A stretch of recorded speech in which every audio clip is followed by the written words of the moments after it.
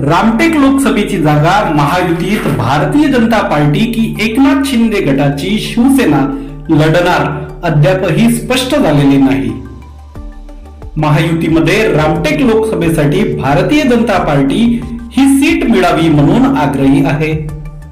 उत्सव लोकशाहीच्या या विशेष लेखाच्या माध्यमातून आपण जाणून घेऊ रामटेक लोकसभा मतदारसंघाचा आढावा। हा मतदारसंघ अनुसूचित जातीसाठी राखीव आहे। या मतदारसंघात हिंदू दलित विरुद्ध बौद्ध समाज अशी राजकीय निवडणूक होते। या मतदारसंघात रामटेक, काटोल, सावनेर, हिंगणा, उमरेड, कामठी या 6 विधानसभा क्षेत्रांचा समावेश आहे।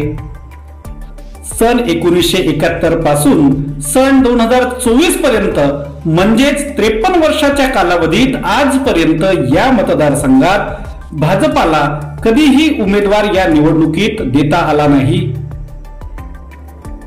किंवा रामटेकचा गड भाजपाला जिंकता आला नाही, कारण शिवसेना व भाजपच्या राजकीय पक्षांच्या महायुतीच्या समीकरणात हा मतदारसंघ शिवसेनेचा कोट्याला गेल्याने पूर्वीपासूनच या मतदारसंघात शिवसेनेचेच उमेदवार होते। परंतु हा मतदारसंघ निर्माण झाल्यापासूनच काँग्रेस पक्षाचा गड राहिला। सन 1999 ला पहिल्यांदाच सुबोध मोहिते यांनी या गडाला सुरुंग लावत मतदारसंघ शिवसेनेला सलग 2दा खेचून नेला।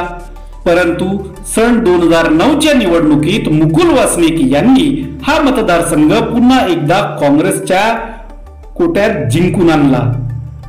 परंतु 2014 च्या मोदी लाटेत मुकुल वासनिक यांचा पराभव झाला। या ठिकाणी नव्या दमाचा उमेदवार म्हणून कृपाल तुमाने यांनी सन 2014 पासून 2019 च्या लोकसभेत हा मतदारसंघ पुन्हा एकदा शिवसेनेकडे खेचून आणला। परंतु 2023 च्या राजकीय घडामोडीत शिवसेना पक्षाचे 2 गट उभे झाले। यावेळी पक्ष आणि धनुष्यबाण निवडणूक चिन्ह एकनाथ शिंदे गटाला निवडणूक आयोगाने दिला। त्यामुळे 40 आमदारांच्या पाठोपाठ काही खासदारांनी देखील मुख्यमंत्री एकनाथ शिंदे यांच्यासोबत जाणे पसंत केले होते। त्यातच रामटेक लोकसभेचे खासदार कृपाल तुमाने हे सुद्धा सहभागी होते। अयोध्येतील श्रीराम मंदिराच्या लोकार्पण सोहळ्यानंतर भारतीय जनता पार्टीचे लक्ष आता प्रभू श्रीरामांचे काही काळ वास्तव्य असलेल्या रामटेक गडावर आहे असे दिसून येते। त्यामुळेच आता भाजपच्या विचारसरणीचा हिंदुत्वाचा भगवा या गडावर फडकवण्याच्या दृष्टिकोनातून या मतदारसंघाला विशेष महत्त्व प्राप्त झाले आहे।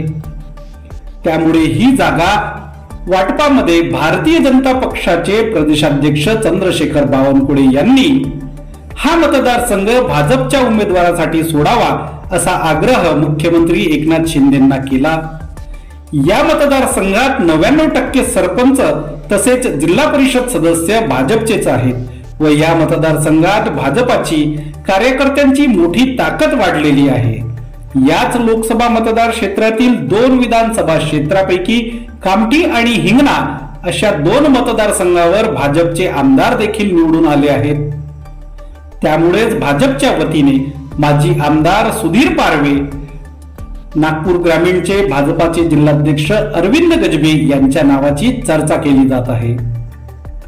या मतदारसंघात थेट लढत आता भाजपा विरुद्ध काँग्रेस अशीच होण्याची सध्या चित्र दिसत आहे। परंतु विदर्भातील एकमेव शिवसेनेचा लोकसभेचा असलेला गड मुख्यमंत्री एकनाथ शिंदे हे भाजपला सोडणार का असा मोठा प्रश्न यावेळी उपस्थित झाला आहे। किंवा उमेदवार तुमचा, निवडणूक चिन्ह आमचा अशी काही राजकीय सेटलमेंट होणार का याकडेही जनतेचे लक्ष लागले आहे। तुम्हाला काय वाटतं? अयोध्येतील राम मंदिराच्या निर्माणानंतर आता रामटेकच्या रामगडावर देखील देशाचे पंतप्रधान नरेंद्र मोदी व अमित शहा यांना रामटेकच्या गडावर स्वारी करता येणार का? की महाराष्ट्राचे मुख्यमंत्री एकनाथ शिंदे विद्यमान खासदार कृपाल तुमाने यांची हॅट्रिक या मतदारसंघातून होऊ देतील? आपले मत कमेंट बॉक्स मध्ये नक्की शेअर करा व अशा राजकीय बातम्यांसाठी महाराष्ट्र लाईव्ह न्यूज चॅनलला सबस्क्राईब करायला विसरू नका. बनवा व्हिडिओ, पाठवा व्हिडिओ, आम्ही तुमच्या न्याय हक्कासाठी लढा देऊ. ताज्या बातम्या व घडामोडींसाठी पाहत राहा फक्त महाराष्ट्र लाईव्ह न्यूज.